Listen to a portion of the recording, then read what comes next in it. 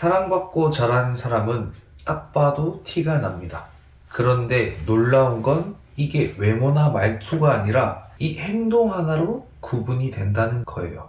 한번 상상해 보세요. 회사 회식 자리에서 팀장님이 여러분을 칭찬합니다. 이번 프로젝트 진짜 잘했어. 이때 여러분은 어떻게 반응하시나요? A씨는 이렇게 말해요. 감사합니다, 팀장님. 덕분에 잘 마무리할 수 있었어요. 근데 B씨는 완전 다릅니다. 아니에요. 제가 뭘. 다른 분들이 더 잘하셨는데요. 여러분은 A인가요? B인가요? 혹시 칭찬받으면 괜히 불편하고 어색해서 얼른 자리를 피하고 싶으신 분? 그렇다면 오늘 영상이 정말 중요할 거예요. 솔직하게 말씀드릴게요. 심리학자들이 30년 넘게 사람들을 추적 연구한 결과 어린 시절 사랑을 충분히 받고 자란 사람들에게는 공통적으로 나타나는 특징들이 있었어요. 그리고 더 중요한 건 이 특징들을 알면 여러분 자신을 이해할 수 있을 뿐만 아니라 지금부터라도 충분히 변화할 수 있다는 겁니다. 오늘 영상에서는 여러분이 얻으실 수 있는 건 딱 3가지예요. 첫 번째, 내가 어떤 패턴을 가지고 있는지 정확하게 파악할 수 있어요. 두 번째, 사랑받고 자란 사람들의 5가지 특징을 알게 되실 거예요. 세 번째, 가장 중요한 지금 당장 시작할 수 있는 변화의 방법까지 알려드릴 거예요. 누군가 여러분을 칭찬하면 딱 3초만 멈추세요. 그리고 이렇게 한번 말해보세요. 고맙습니다. 끝이에요. 변명도 겸손도 필요 없어요. 그냥 고맙습니다. 딱 한마디. 이게 사랑받고 자란 사람들이 자연스럽게 하는 첫 번째 행동입니다. 오늘부터 연습해보세요. 진짜 인생이 달라집니다. 자, 그럼 본격적으로 들어가 볼게요. 먼저 이게 왜 중요한지부터 말씀을 드릴게요. 심리학에는 애착이란 개념이 있어요. 쉽게 말하면 어릴 때 부모님이나 주변 사람들과 맺었던 관계의 패턴이에요. 상상해보세요. 아기가 울고 있습니다. 엄마가 바로 와서 안아주고, 왜 그래? 배고파? 괜찮아. 하면서 달래줘요. 이런 일이 반복되면 아기의 뇌에는 이런 생각이 저장됩니다. 내가 힘들 때 누군가 도와주구나. 세상은 안전하구나. 나는 사랑받을 만한 사람이구나. 근데 만약 아기가 울어도 아무도 안 오거나 오더라도 짜증을 내면서 온다면 뇌에는 이렇게 저장이 될 거예요. 나는 혼자야. 세상은 너무 위험해. 나는 부족한 사람인가 봐. 여러분, 이게 단순히 기분 문제가 아니에요. 하버드 대학 한 실험에서는 어린 시절에 안정적인 사랑을 받은 사람들이 성인이 되어서도 더 건강하고 더 행복하고 관계도 더 좋다는 거예요. 근데 여기서 정말 중요한 게 뭐냐면 완벽한 부모가 중요한 게 아니에요. 부모님도 사람이잖아요. 실수할 수 있습니다. 중요한 건 충분히 좋은 사랑이었냐는 거예요.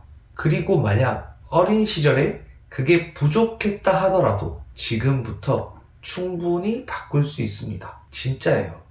자, 그럼 이제 충분히 사랑받고 자란 사람들의 특징을 하나씩 보도록 하겠습니다. 첫 번째 특징, 칭찬을 자연스럽게 받아들인다.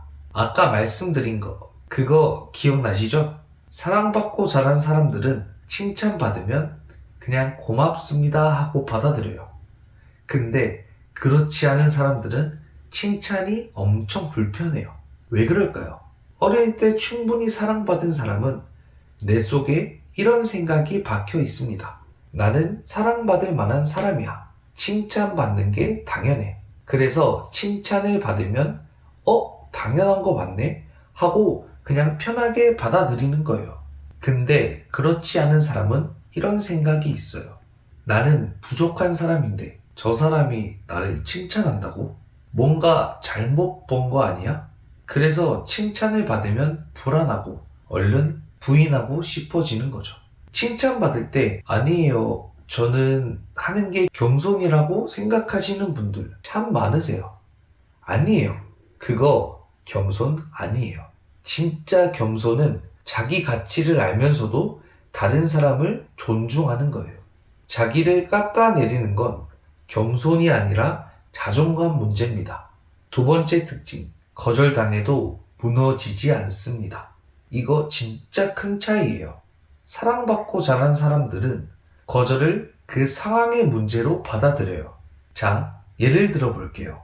친구한테 이번 주말에 같이 영화 볼래? 라고 했는데 미안, 이번 주는 바빠. 라고 거절을 당했어요. 사랑받고 자란 사람은 이렇게 생각해요.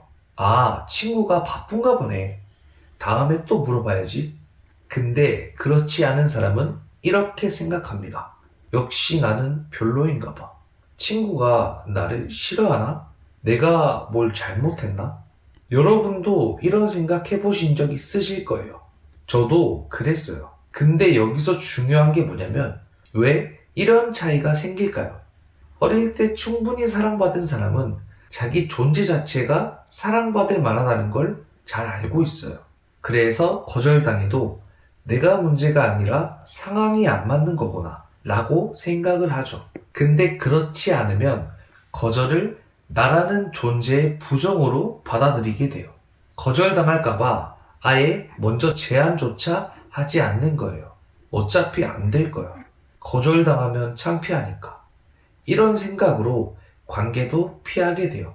세 번째 특징, 혼자 있어도 편해요. 이거 되게 신기해요. 사랑받고 자란 사람들은 혼자 있는 시간을 즐겨요. 카페에서 혼자 커피도 마시고, 혼자 영화도 보고, 혼자 여행 가는 것도 전혀 불편하지 않죠. 근데 그렇지 않은 사람들은 혼자 있는 게 너무 불안해요. 나는 혼자야. 아무도 나를 찾지 않아. 나는 외톨이인가? 이런 생각이 정말 많이 들어요. 그래서 항상 누군가와 연락하고 있거나 SNS를 계속 확인하거나 끊임없이 사람을 만나려고 하죠. 어릴 때 충분히 사랑받은 사람은 마음속에 안전기지라는 게 있어요. 쉽게 말하면 마음속에 따뜻한 집이 하나 있는 거예요. 그래서 밖에 나가서 혼자 있어도 나는 괜찮아. 내 마음속에 따뜻한 곳이 있어. 라고 느끼죠. 근데 그렇지 않으면 마음속이 텅 비어 있어요. 그러니까 혼자 있으면 그 공허함이 막 느껴지는 거죠. 네 번째 특징, 경계선을 명확하게 그어요. 사랑받고 자란 사람들은 싫은 건 싫다고 정확하게 말할 수 있어요. 예를 들어 친구가 밤 11시에 전화해서 야, 나 힘들어. 지금 나와줄 수 있어? 사랑받고 자란 사람은 이렇게 말해요. 미안. 오늘은 피곤해서 못 나갈 것 같아. 내일 점심에 만나서 천천히 이야기할까? 정말 명확하죠? 싫은 건 싫다고 하지만 대안도 제시해요. 근데 그렇지 않은 사람은 어떻게 할까요? 마음은 정말 가기 싫은데 그래? 어디로 나갈까? 그리고 나중에 집에 와서 왜 나는 그때 거절을 못했을까? 하면서 자책하죠. 왜 이런 차이가 생길까요? 어릴 때 충분히 사랑받은 사람은 내가 거절해도 사랑받는 건 변하지 않는다는 걸 잘 알고 있어요. 그래서 노라고 말해도 관계가 깨지지 않는다는 걸 믿고 있죠. 근데 반대로 충분히 사랑받지 못한 사람은 거절하면 저 사람이 나를 싫어할 거야, 떠날 거야 라고 생각해요. 그래서 내 감정을 희생하면서까지 맞춰주게 되는 거죠. 여러분, 진짜 중요한 말씀 드릴게요. 진짜 좋은 관계는 여러분이 노라고 말해도 유지되는 관계예요. 여러분이 항상 예스만 해야 유지되는 관계는 건강한 관계가 아닙니다. 다섯 번째 특징, 실수를 성장의 기회로 봐요. 사랑받고 자란 사람들은 실수했을 때 이렇게 생각해요. 실수했네. 다음엔 이렇게 하면 되겠다. 근데 그렇지 않은 사람들은 한 번만 실수하잖아요. 완전히 무너져요. 나는 역시 안 돼. 나는 뭘 해도 못해. 그냥 실패자야. 여러분도 이런 생각 해보셨죠? 시험 한 번 망치면 나는 공부머리가 정말 없나 봐. 발표 한 번 실수하면 나는 발표를 정말 못하는 사람이야. 어릴 때 충분히 사랑받은 사람은 내 가치와 내 행동을 분리해서 봐요. 내가 실수한 거지, 내가 실패자인 게 아니야. 근데 그렇지 않은 사람은 이 둘을 똑같이 보는 거죠. 내 행동 자체를 내 가치와 동일시한다는 거예요. 자, 여기까지 5가지 특징에 대해서 한번 알아보았는데요. 그럼 이제 가장 중요한 부분이에요. 나는 사랑을 충분히 못 받고 자랐는데 이제 어떡하지? 걱정 마세요.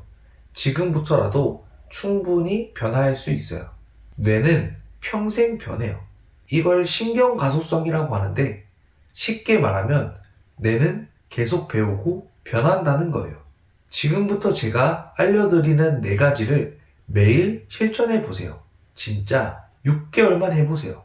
인생이 확연하게 달라질 겁니다. 첫 번째, 감정일기 쓰기. 딱 3줄만. 매일 자기 전에 더도 말고 덜도 말고 딱 3줄만 쓰세요. 오늘 느낀 감정, 그 감정이 든 이유, 나에게 해주고 싶은 말. 예시 한번 들려드릴게요. 오늘 회사에서 혼나서 속상했다. 실수해서 그런 거였다. 괜찮아. 다음엔 더 잘할 수 있어. 이렇게 매일 자기 감정을 챙겨주는 연습이 필요해요.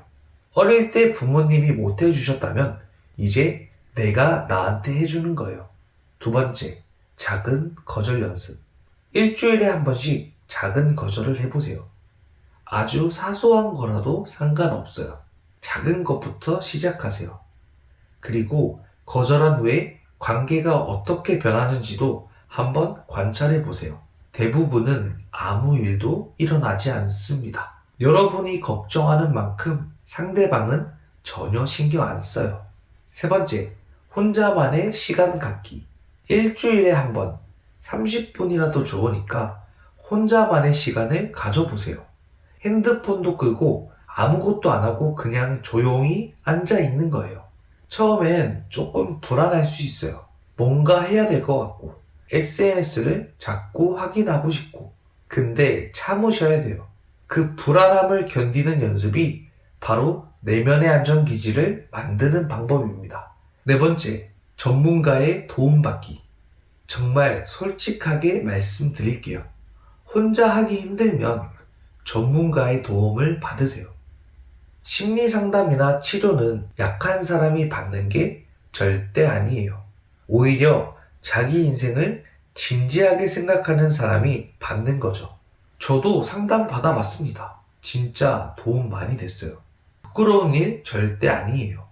자, 오늘 영상 어떠셨나요?